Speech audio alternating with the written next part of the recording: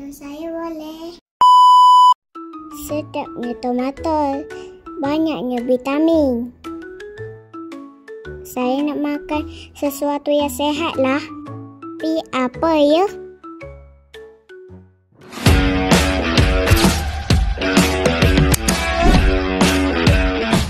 Hai kawan-kawan, saya Aira Helena. Hari ini saya nak masak makanan sihat. Jom kita tengok bahan-bahannya. Tortilla, timun, udang, tomato, salad, telur. Jom tengok saya masak. Mula-mula kita kena pukul telur. Pukul hati-hati tau. Sekarang kita akan ke dapur.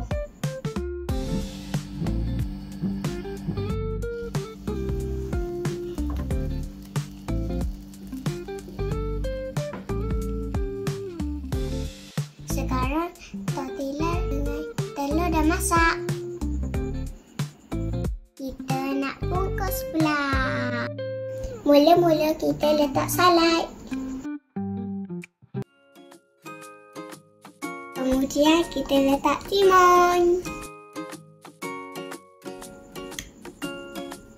Lepas tu kita letak tomato.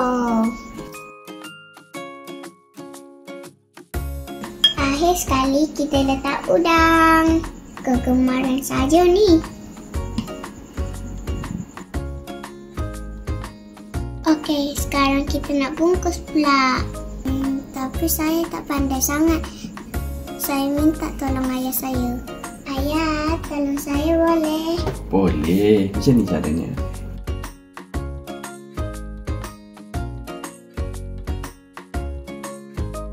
Kawan-kawan, tak boleh potong sendiri tau. Kena bagi tahu ibu dengan ayah. Wah, cantiknya. Terima kasih ayah. Sama-sama Nena. Oke kawan-kawan, jangan lupa cuba ya. Telur ada vitamin A, D dan B. Udang ada vitamin E dengan B.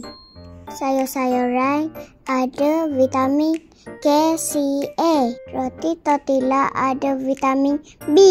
Kita perlu makanan yang sihat supaya badan kita cergas dan minda kita cerdas. Kawan-kawan, jangan lupa makan makanan sihat. Assalamualaikum. Bye.